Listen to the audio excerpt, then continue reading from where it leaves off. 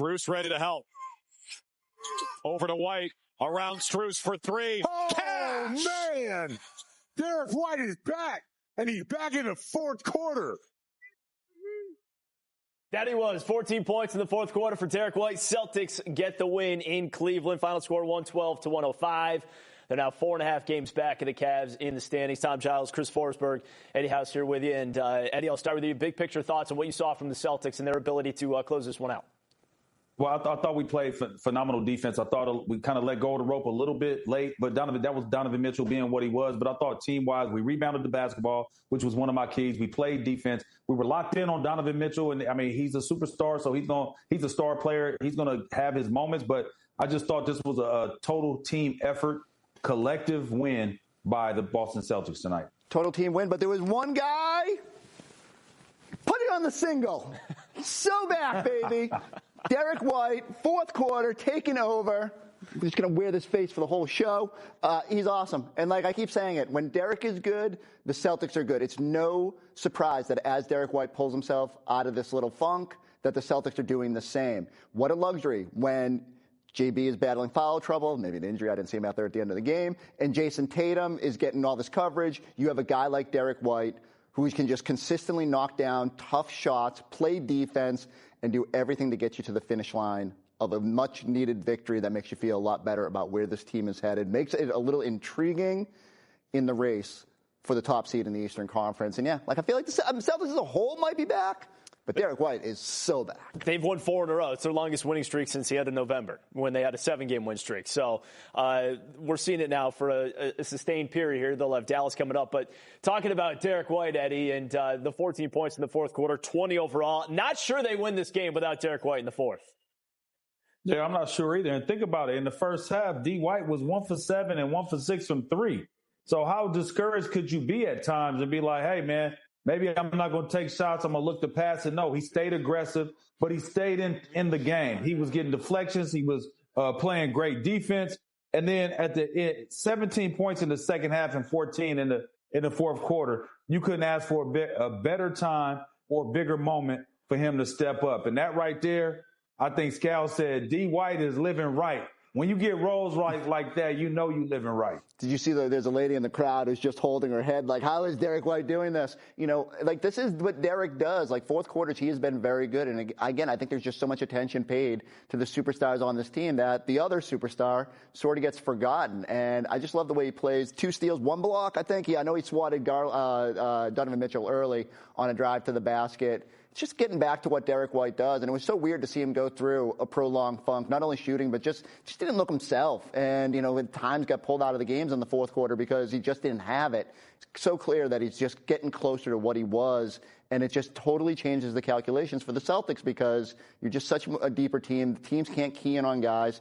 And this is the luxury of a Derek White. Okay. Meanwhile, speaking of Derek White, our luxury is that Abby Chin standing by with the Celtics fourth quarter guy. All right, taking a look at the season series. Celtics now with a 2-1 lead. As I mentioned before, they'll play the 4th and final regular season game at the end of the month, February 28th. That one back at TD Garden as the Celtics get this one on the road tonight against the Cleveland Cavaliers, taking care of business as underdogs. Meanwhile, we got Drew and Scal standing by. Gentlemen, your thoughts on the Celtics' ability to close this one out and get the win? Well, Giles, of course you bring up the fact that the Celtics did it as underdogs because you are a certified degenerate. But the Celtics, Scal, the way that they played the entire 48 minutes tonight, I've said this a couple times this season after good performances. It kind of felt like last year they come in and just put a full 48 together. Yeah, and they did it in the first half with the ball movement, getting steals, getting out of transition, or going into Porzingis. Second half was how are we going to play off Jason Tatum, especially in the fourth quarter with Derek White hitting the big threes again. So we had a lot of different ways to win. This was a good win for us.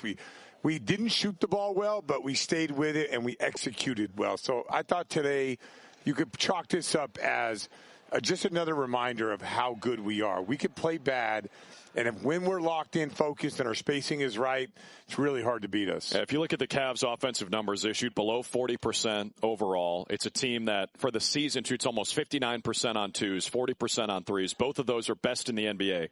40% overall. Under that, 28% from three. I mean, some of that, the Cavs will chalk up to missing shots, but a lot of that is the Celtics defense, right? Today it was the way that we picked on Mobley and Allen. They become usually as a duel, they're tough. It's really hard to score on them. But today they were a non-factor. And because we got the lead, Kenny Atkinson had to go with more shooting, which is our advantage on the other end. So a lot of good stuff today defensively. And I just go back to when this team is locked into the game plan, this team right here, the Cavs, very high floor. What that means is when they play at their worst, they're still really good. And you got to play perfect to beat them. We actually didn't play perfect, and we beat them. So I love today's win because it showed through adversity, if we're locked in, there's no way that a team could beat us 4 out of 7 times. And I'll say this with a caveat that the Cavs were missing 2 guys, Isaac Okoro and Dean Wade. But the Cavs have gotten a lot of love, and rightfully so, for how their bench has played this season. Sure. The Celtics bench crushed them tonight. Crushed them. Horford, Pritchard, both a plus 19. Hauser plus 18. Cornetta plus 10.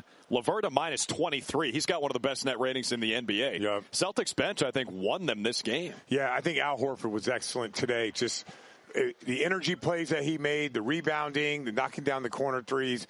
He was a big factor. And when we have guys coming off the bench having that type of impact, then that makes us unstoppable. So the Cavs were 24-3 at home this season, Giles, and now that record is going down just a little bit. Just a little bit. And they're still in first, but the Celtics got them tonight. The Celtics 20-6 on the road, too, which is not too bad either. Give him the courtesy laugh. What was that? All right, 112-105. Your final score, Celtics now 21 games above 500. We are going to take a quick break. We'll, of course, hear from Joe Mazzulla coming up. More with Eddie and Chris as well. Celtics Postgame Live's back after this. Celtics Postgame Live is Auto, home, and life insurance partner of the Boston Celtics. Here is Joe. They came in with the top-ranked offense. What did you guys do well to hold them to under 40% shooting? Yeah, I just thought we had really good ball pressure. I thought they missed some shots. A 15-point quarter isn't normal for them, but I thought we did a good job just taking away some of the margins, some of the easy baskets that they were able to create because of the type of players that they have and the offense that they run. So we were able to take those away for some of the game, and I thought our guys defended well. First quarter, I think you held them to 15. I know you mentioned some missed shots there, but creating the live ball turnovers and some of the defensive activity, what do you feel like you guys did well there? Yeah, I mean, again, just kind of took away some of the easy stuff that they get. They're a great team. They run a good offense, and we were able to take some of that stuff away. Again, I think they missed some of that, but I just thought kind of our attention to detail and, the game plan was big time by the guys. Sunday you drove by 26, you came back because you're chasing. What's the challenge of holding a lead throughout the entire? They never caught you, but they kept chasing. What's that challenge of holding the lead for 3.5 quarters?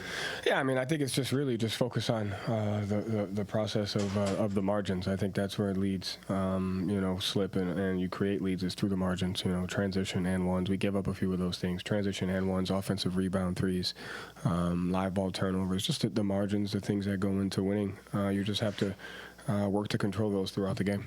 How important were your reserves? Yeah. I mean, I don't. They were great. I mean. It's just Al Payton, Luke, and Sam were tremendous. Did I miss anybody? No. But just on both ends of the floor, their ability to their ball pressure, their offensive rebounding, their execution. To me, there's examples throughout a season when the team shows itself, and I feel like the team has shown itself in times, and the guys need each other. So it's just something that we got to continue to build off of.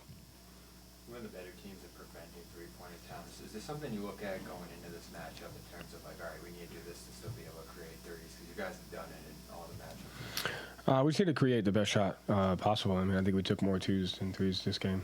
And so it's just about, finding the 2-on-1s and creating the best shot that we possibly can versus the different coverages that, they present. What does it do for you guys when Derek has that kind of confidence offensively? Yeah, everything. When he plays that way, we're a completely different team. So it's important that he keeps that, because of his ability to impact the game on both ends of the floor. And, that's the Derek that is that's who he is, the late game shot making, the ability to make plays. That's who he is for us. And we got to continue to fight to make sure he keeps that belief and confidence. What did you like about the plays in the fourth quarter there where they cut the floor, Galen's in foul trouble, just the ability to I thought even with some of the foul trouble, I thought he did a good job in the first half at keeping us, involved with his execution and some of his defense. And, he took on the challenge of Mitchell throughout the game. And then when he kind of went into foul trouble, he just kind of executed really well. I mean, I think, like I talked about, between Derek and JT's pick and roll combination between KP versus the switch, it was a team game where you look